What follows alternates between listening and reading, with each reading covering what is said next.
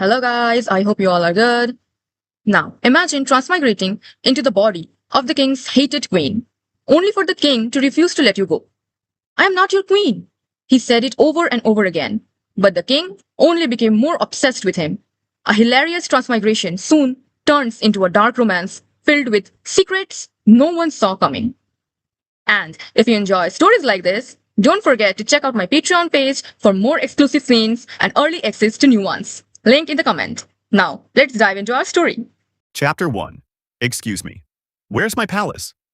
Kaelin Hart had exactly 3 hobbies: designing clothes, complaining about customers, and binge reading historical BL novels until 3 in the morning. He was a simple fashion designer from the modern world, running a small custom clothing business. His life wasn't glamorous, but he loved it.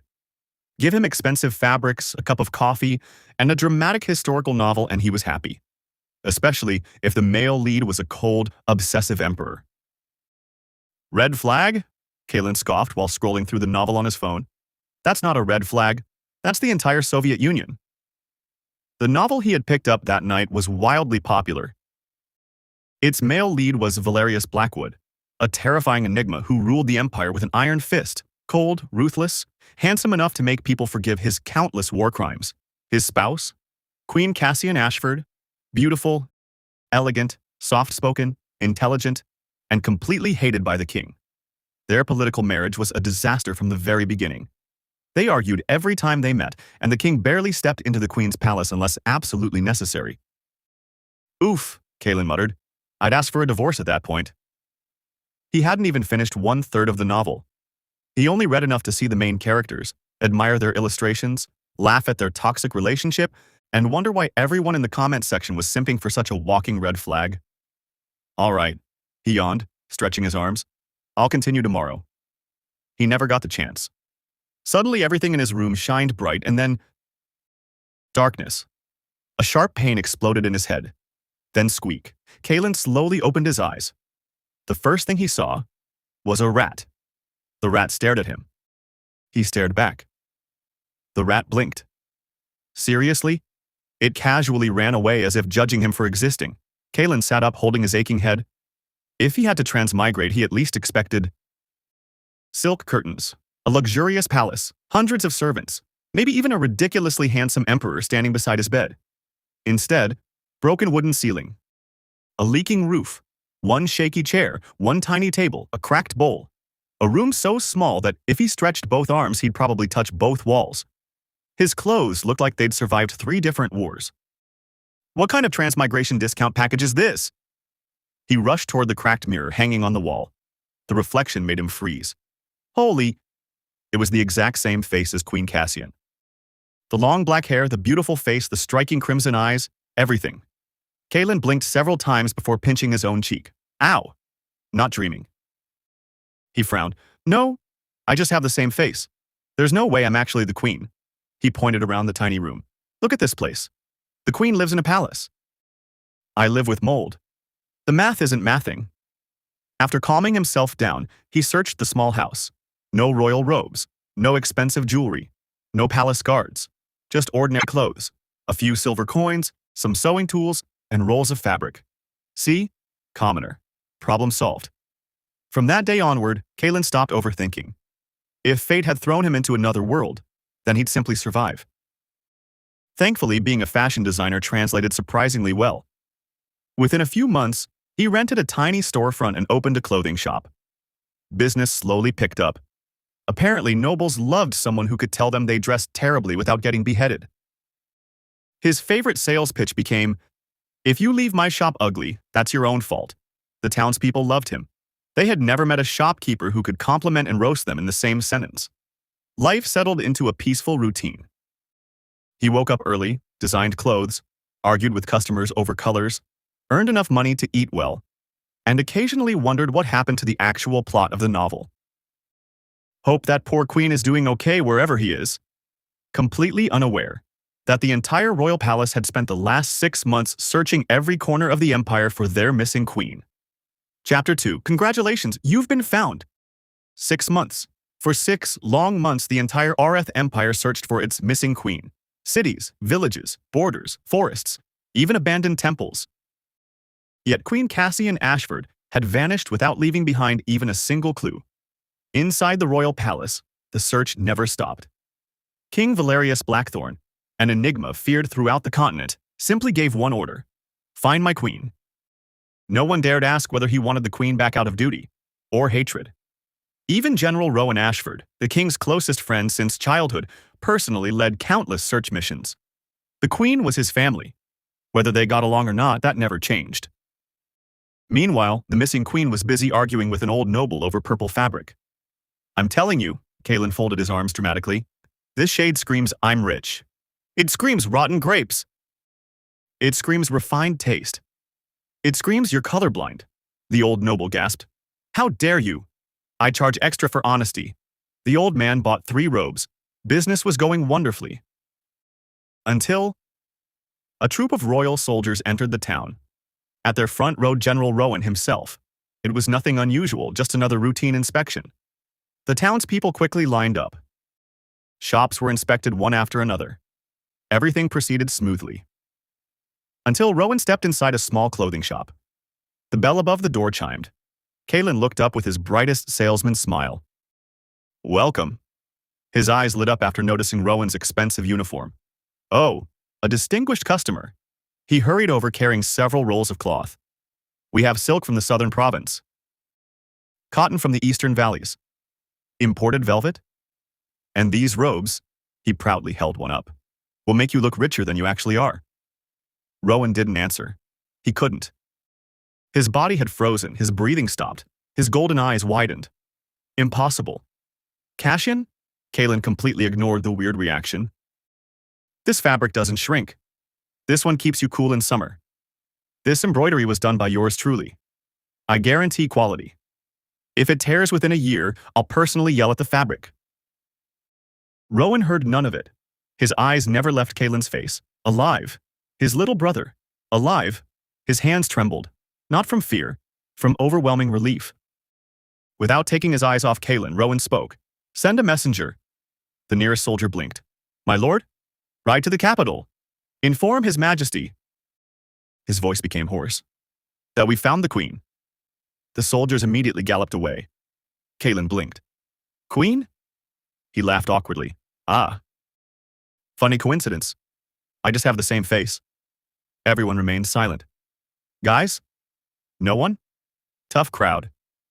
Nearly an hour later, the messenger returned. He knelt before Rowan. His Majesty's orders. Rowan unfolded the sealed letter. Only 3 words were written. Bring him back. Kalen had already begun closing his shop. Sorry, everyone. Emergency vacation. I'll reopen tomorrow. A soldier stepped forward. Your Majesty. Huh? Please come with us. No thanks. Another soldier blocked the exit, then another, then another. Kalen slowly looked around. Why am I suddenly in the season finale? Rowan stepped closer. You are returning to the palace. Wait. Kalen's eyes slowly widened. He looked at Rowan, then at the soldiers, then toward the distant royal capital. Oh no. I actually transmigrated into the queen. His soul nearly left his body. I thought we only shared the same face. The journey back to the capital was painfully quiet. Kalen sat inside the carriage while Rowan sat opposite him. Every few minutes, Kalen tried negotiating. I have a shop. Silence. My customers need me. Silence. I have employee rights. Silence. I invoke local labor laws. Rowan slowly raised an eyebrow. What laws? Kalen confidently pointed outside. The ones I just invented. Rowan looked away before the corner of his lips could betray him. His brother would never have dared speak to him like this, would never joke, would never argue, would never smile so brightly. He found himself watching Kalen the entire journey, like observing an impossibly delicate butterfly that might disappear if he blinked. Fascinating. Inside the palace, the grand throne room fell into complete silence. King Valerius Blackthorn sat upon his throne. Tall, cold, expressionless. His silver eyes slowly lifted, meeting Kalen's crimson ones. Neither spoke. The pressure in the room became suffocating. Even the court ministers lowered their heads. Only Kalen looked around curiously. He nodded thoughtfully. The ceiling is nice. But whoever designed these curtains deserves prison. The ministers inhaled sharply. They're hideous. They don't match the walls. The color palette is committing crimes. The king simply stared. Rowan silently covered his mouth. Finally, Valerius spoke. Where were you? Kaelin blinked. No idea. You disappeared for 6 months. I was selling jackets. Silence. The king's temples twitched. Why did you run away? Kaelin scratched his cheek. Well, I wasn't born yet. Even the royal guards looked confused. Kaelin sighed dramatically. Fine. I'll explain. He raised one finger. I'm not your queen. I just have his face. I'm Kaelin. I'm from another world. I transmigrated. I think the real queen died before I got here. I only read 1/3 of this novel, so he dusted off his sleeves. I'm leaving now. He turned around. 2 voices echoed simultaneously. No. No. Kaelin froze, slowly, very slowly. He looked over his shoulder. The king, the general, both staring at him. Did you two rehearse that? Rowan almost smiled. The king closed his eyes and pinched the bridge of his nose. For the first time in years, he felt a headache coming. Naturally, no one believed a single word. Instead, the royal physician was summoned. The elderly man carefully examined the scar hidden beneath Kaelin's hair. After a long silence, he bowed. Your Majesty, the queen suffered a severe injury to the head. This could explain the memory loss and the drastic change in personality. Everyone nodded in understanding. Kaelin nearly exploded. I don't have memory loss. I have a different life. I'm Kaelin. I lived in a condo. I owned a fashion studio. I don't even know what half this kingdom is called. The physician sighed sympathetically. Poor thing. The injury is worse than I thought. Kaelin pointed accusingly. Stop diagnosing me with plot convenience.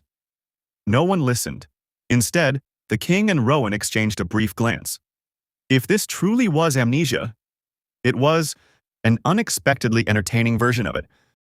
The once quiet and graceful queen now talked endlessly, argued fearlessly, and even complained about palace decorations while standing before the most dangerous man in the empire. Ridiculous. Completely unbelievable. Yet, neither of them found it unpleasant. Late that night, Kaelin sat alone inside the luxurious palace chamber that supposedly belonged to the queen. Silk curtains, golden furniture, an enormous bed. Everything he had expected on the first day, yet somehow, he missed his tiny clothing shop. He let out a long sigh. I told them the truth. They didn't believe me. I told them I'm from another world. They called a doctor. I told them I'm not Cassian. They promoted me back to queen. He flopped backward onto the bed. Fantastic. After staring at the ceiling for a long moment, he finally muttered, Fine. If everyone insists that I'm their queen. A mischievous grin slowly spread across his face. Then I'll become the most troublesome queen this empire has ever seen. Outside the chamber, King Valerius stood silently in the darkness, for reasons he couldn't explain. His gaze lingered on the brightly lit room far longer than it should have. Chapter 3. The world's most problematic queen. If no one was willing to believe that he wasn't Queen Cassian, then Kaelin had only one option. He would prove it. And he had the perfect plan. Mission: prove I'm not the queen. Step 1. Become the biggest headache in the empire. The next morning, every servant nearly fainted. Instead of sitting elegantly at breakfast and sipping tea with perfect etiquette, Kaelin grabbed the entire jug of fresh fruit juice and drank straight from it. Gulp, gulp, refreshing.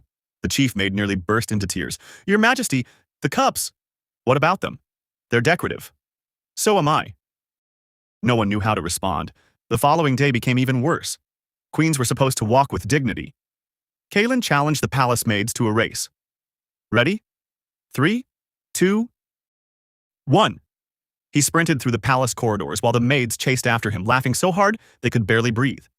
Halfway through, King Valerius walked around the corner. Kaelin slammed directly into him. Oops. The king looked down at the man clinging to his robes. What are you doing? Cardio. Inside the palace? Gym memberships don't exist here. Valerius simply closed his eyes. Another headache. 2 days later, instead of learning embroidery from the royal ladies, Kaelin sat with the royal guards. All right? Today I'll teach you poker. My queen, what's poker? A game that'll ruin friendships. By sunset, half the guards had lost their monthly salary. The other half accused Kaelin of cheating. I didn't cheat. You simply have a skill issue. Then, he climbed the oldest tree in the royal garden. The gardeners screamed, the servants panicked, the ministers prayed. General Rowan arrived just in time to witness the queen casually sitting on the highest branch while eating peaches. How did you even get up there? With determination. Come down. No. Why? I'm proving I'm not the queen. By becoming a squirrel? It makes sense in my head. Rowan laughed so hard he had to lean against the tree. He wiped tears from his eyes. This is amazing. Meanwhile, King Valerius developed headaches, daily, every single morning. Where is the queen? A servant bowed. Your Majesty? He stole the royal horse. Again? Apparently he wished to compare its speed with the palace messenger. Valerius sighed. Did he win? The horse did. Good. Despite the endless chaos, something strange happened. The palace changed. It was no longer suffocatingly silent. Laughter echoed through the corridors. The servants smiled while working. Even the guards looked less tense. The cold palace slowly became a home, and every evening, without realizing it, Valerius found himself asking the exact same question. Where is Kaelin? Not, where is the queen? Where was Kaelin? One afternoon, Kaelin proudly stood before the king. See? I'm obviously not your queen. Valerius looked at him calmly. You are. No. You are. I'm literally from the 21st century. You are. I owned a fashion studio. You are. I had Wi-Fi. You are. I lived in a condo. You are. General Rowan quietly sipped his tea. I'm staying out of this, Kaelin pointed at him dramatically. Traitor? I prefer spectator. Ever since Kaelin returned, Rowan somehow found excuses to spend hours inside the queen's palace. Officially, he was protecting the queen. Unofficially, he simply enjoyed watching the walking disaster called Kaelin. The relationship between them changed naturally. Kaelin had read enough of the novel to know Rowan was the queen's stepbrother. The queen never acknowledged him as one even though Rowan had always loved him as his little brother. So he thought of changing that behavior, and without hesitation, he treated Rowan exactly like the older brother he had never had and always dreamed of having, as he was the only child of his parents back at his own world. So when his parents died, he was all alone by himself. And he always wished he had an older brother who would be with him. Brother Rowan, help me move this cupboard. Brother Rowan, can you reach that shelf? Brother Rowan, come taste this dessert. Each time, Rowan answered without complaint. The warmth felt unfamiliar, comforting. Valerius silently watched the two of them laughing together. His expression remained indifferent, but the air around him suddenly became heavy. Invisible Enigma pheromones spread through the room like a warning. Every alpha instinctively lowered their heads. Even Rowan glanced sideways. Someone's jealous. Valerius looked away. I am not. Unfortunately for everyone else, the king's possessiveness became increasingly difficult to hide. Whenever a young noble looked at Kaelin for a second too long, the overwhelming pressure of Enigma pheromones immediately flooded the hall. The poor noble would suddenly remember urgent business elsewhere. The ministers privately concluded. His Majesty had become strangely protective of the queen after his amnesia. Only Kaelin remained blissfully unaware. Why does everyone keep running away from me? The funniest part? Everyone still insisted he had memory loss. Every single day. Your Majesty, perhaps you simply forgot. I didn't forget. The head injury. I'm literally from the 21st century. Poor queen. I had the internet. The servant nodded sympathetically. The amnesia is severe. Kaelin wanted to cry. 1 month after his return, King Valerius hosted the grandest royal banquet in years. Nobles from every corner of the empire gathered. Kaelin saw only one opportunity: escape. If I sneak through the kitchen? No. The balcony? No. The servant entrance? The servants politely shook their heads. Everyone was terrified of helping the queen escape. Kaelin sighed dramatically. This marriage is a prison. Before anyone could answer, an explosion echoed through the ballroom. Masked assassins crashed through the windows. Kill the king! And take the queen. Chaos erupted. The assassins rushed toward Valerius, and without thinking, Kalen grabbed a decorative spear from the wall. Oh, absolutely not. He swung it like a madman. One assassin flew across the room. Another received a chair to the face.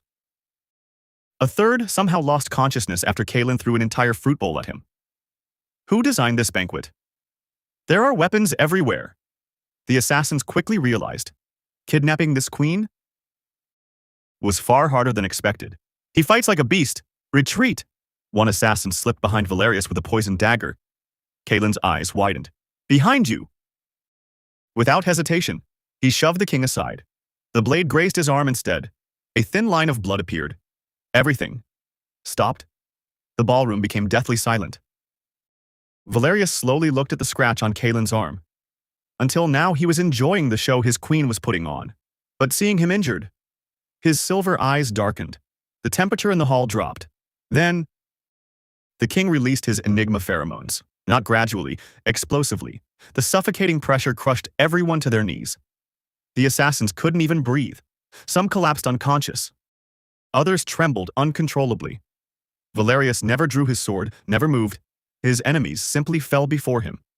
Within moments, the shadow guards emerged from the darkness and eliminated the remaining survivors. Kalen stared with sparkling eyes.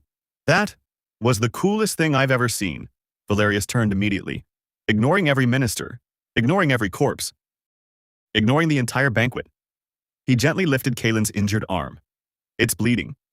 It's a scratch. It is bleeding. I'm fine. You are injured. Kalen blinked. You're surprisingly dramatic. The king silently led him away. From that day onward, the Shadow Guard's loyalty shifted. The former queen would never have risked his life for the king. But this queen had done so without hesitation. Maybe this version of the queen who has amnesia is far more better than the previous queen. And they all love him for that. Months passed. The relationship between the king and queen slowly transformed. The hatred born from their forced political marriage quietly disappeared. Before Kalen's transmigration here, he read that Valerius and Cassian had been strangers bound only by duty. Endless misunderstandings, constant arguments, and mutual distrust had built an unbreakable wall between them. Now, that wall no longer existed. They ate together, walked through the palace gardens together, discussed fabrics, politics, and ridiculous inventions from another world. One evening during dinner, Kalen struggled to cut a particularly tough piece of roasted meat. Why is medieval food always trying to kill me? Without a word, Valerius took the knife, cut the meat into bite-sized pieces. Then, fed him. Kalen blinked. I have hands. I know. I can feed myself. I know. Then, I want to. The king's gaze was calm, dark, possessive. Kalen obediently opened his mouth anyway. Needs more salt. Valerius actually smiled. I'll tell the royal chef. Rowan, sitting nearby, silently covered his face. I'm witnessing the downfall of an emperor. Neither of them heard him, because for the first time, King Valerius was smiling, and for the first time in his life, Kalen realized that he was really falling in love with a man along the way who looked as though he had descended straight from heaven. And that was becoming dangerously easy. Chapter 4. The Miracle They Refused to Lose. Spring arrived, and with it, the palace transformed. Flowers bloomed beneath the palace walls. The once silent halls now echoed with laughter instead of whispers. And at the center of it all was Kalen. By now, almost everyone in the palace had accepted one thing. The queen insisted his name was Kalen. Every servant still believed it was because of his amnesia. Every physician still insisted his memories would return one day. Only Kalen wanted to scream. I don't have amnesia. You've been saying that for months, Your Majesty. I have a different birth certificate. Poor thing. One afternoon, after hearing the same argument for the 100th time, King Valerius Blackthorn finally sighed.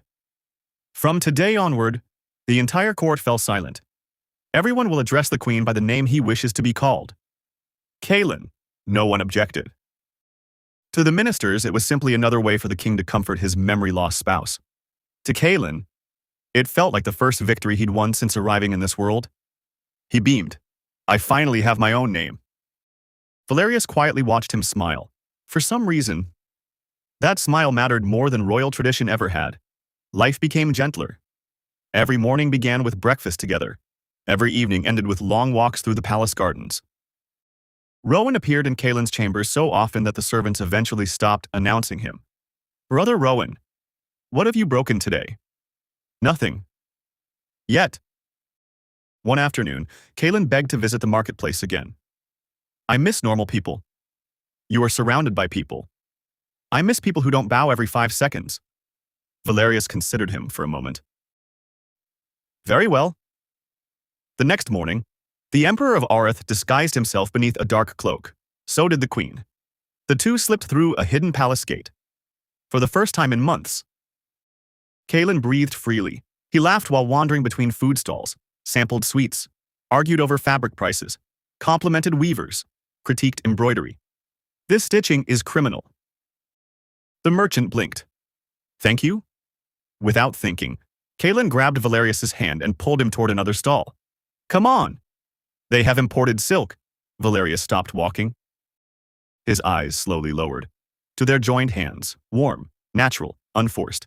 For several long seconds, the Emperor forgot the bustling market around him. The corner of his lips lifted ever so slightly. It felt like the greatest victory of his life. Kaelin finally noticed. "Why did you stop?" "Nothing." Valerius quietly intertwined their fingers before continuing to walk. He never let go again. His possessiveness only grew stronger. Whenever a noble stood too close, the suffocating scent of Enigma pheromones quietly spread through the room. Invisible, heavy, territorial, every alpha instinctively backed away every time. Kaelin frowned. "Why does everyone keep socially distancing from me?" Valerius calmly sipped his tea. "I wonder." Escaping the palace remained impossible. One morning, Kaelin had almost reached the palace gate. Freedom. So close. A strong arm suddenly wrapped around his waist. Before he could react, he found himself lifted effortlessly into the air. "Hey! I was walking. You were escaping. I was exploring." "You packed 3 bags." Kaelin crossed his arms. "I'm not your husband." Valerius looked at him with quiet certainty. "You may tell me that 1,000 times." His hold tightened just enough to stop any struggle. "But you are breathing my air." His forehead gently rested against Kaelin's. "And sleeping in my bed." A possessive smile appeared. "That makes you mine." Kaelin's ears turned bright red. "Your logic is terrifying." "So I've been told." Several days later, during a royal banquet, Kaelin accidentally knocked over a goblet. Red wine splashed directly across an elderly minister's ceremonial robes. Silence. "You insolent." Before the minister could finish shouting, someone slammed him against the nearest pillar. Rowan. One hand pressed against the man's throat. His smile disappeared completely. "He is the queen." His voice was frighteningly calm. "You will address him with respect." The minister trembled. "I treat him with anything less than worship." Rowan leaned closer. "And you will lose your tongue." The minister collapsed the moment Rowan released him. Kaelin stared. "Brother Rowan. That was kind of cool." Rowan sighed. "I shouldn't encourage your bad habits. But you're welcome." Across the hall, Valerius watched silently. He wasn't angry, only satisfied. No one would ever make Kaelin lower his head again. A full year passed since Kaelin had arrived in this world, somewhere along the journey. Love quietly replaced confusion. One evening, beneath thousands of floating lanterns, Valerius knelt before him. "Marry me." Kaelin blinked. "We're already technically married." "I know. I want to marry you properly." "My way." Kaelin smiled. "If it's my first marriage, I want flowers. You'll have them. I want music. You'll have it. I want amazing food. You'll have the finest. I want to choose my own wedding clothes." Valerius chuckled softly. "I wouldn't let anyone else design them. And," Kaelin looked into his eyes, "I want you to smile." Valerius answered without hesitation. "I will." Their wedding became the grandest celebration Areth had ever witnessed. To the Empire, it was a remarriage. To Kaelin, it was the only wedding that truly mattered. That night, behind the closed doors of their chambers, they finally shared the quiet intimacy they had both been waiting for. Words gave way to gentle promises, lingering embraces and heartfelt vows meant only for each other. Outside, the palace remained silent beneath the moon. Inside, two lonely hearts finally found a home. The months that followed were peaceful. 7 months later, the royal physician smiled brighter than anyone had ever seen. "Congratulations, your majesties. The queen is with child." The room erupted. Rowan nearly cried. The servants celebrated. Valerius simply stood still. "Really?" The physician nodded. For the first time in many years, the emperor laughed. He carefully knelt before Kaelin. His trembling hand rested over the small curve of his belly. "Our child," his voice cracked. "Our family." From then on, Valerius became even more impossible. No running, no climbing trees, no carrying anything, no sneaking outside. Kaelin groaned. "I'm pregnant.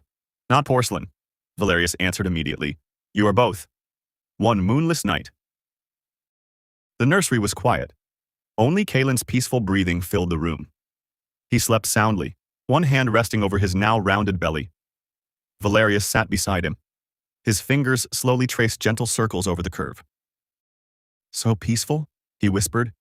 His Enigma pheromones quietly filled the room, heavy, protective, possessive, like an invisible fortress.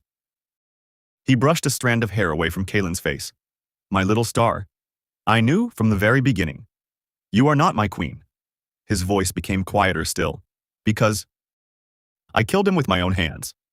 Silence answered him. At the doorway, Rowan stood unmoving.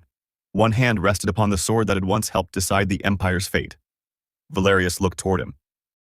"You remember?" Rowan slowly nodded. "I remember everything. The look on my brother's face. When he realized I had opened the palace gates." His expression carried no triumph, only old sorrow. "He betrayed the kingdom. He betrayed you. He planned to hand the empire to his lover. And he planned to have both of us killed. I chose the crown. I chose the king. I lost my brother that day." Valerius looked back at the sleeping Kaelin. His expression softened into something frighteningly tender. "We never kept you because you resembled him. You were never a replacement. When Rowan first sent me his message," he smiled faintly, "it didn't say he had found the queen. It said, 'I found someone very interesting, who has the queen's face.' I became curious. We both did. It started as a game. A mystery. Who was this strange man? Why did he wear Cassian's face? But somewhere along the way," Valerius gently kissed Kaelin's forehead, "you became everything. You arrived here frightened, honest, stubborn, so wonderfully alive. The lie about amnesia made it possible for you to stay. We allowed the kingdom to believe it. Because if they believed you were still the queen, they would protect you. And because..." His thumb brushed Kaelin's cheek.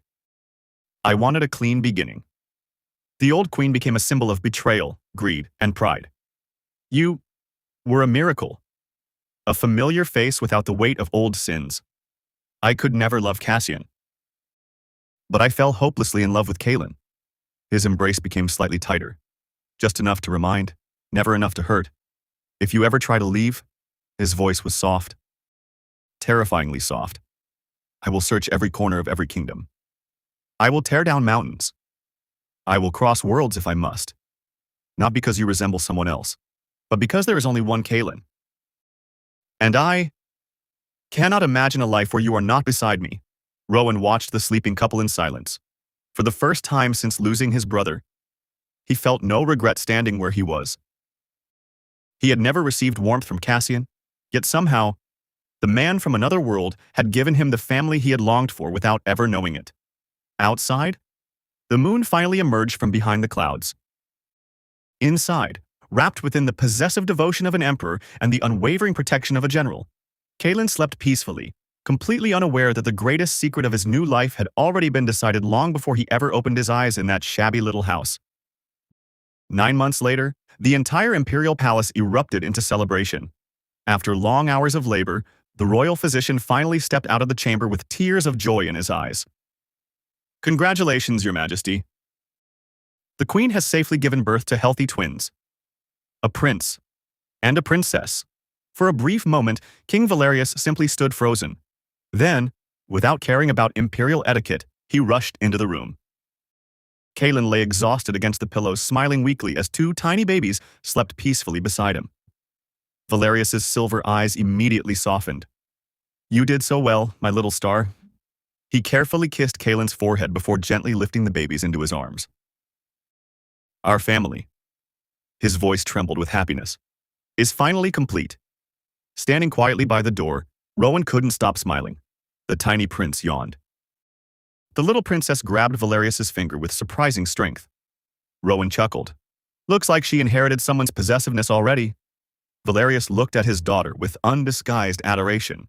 "Good." Kaelin laughed tiredly. "Our poor future son-in-law."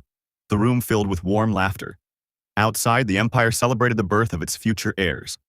Inside, there was no king, no queen, and no general. Only a husband who had finally found the love he never believed he deserved. A brother who had finally found the family he had always longed for. And a man from another world who had unknowingly found the home that had been waiting for him all along.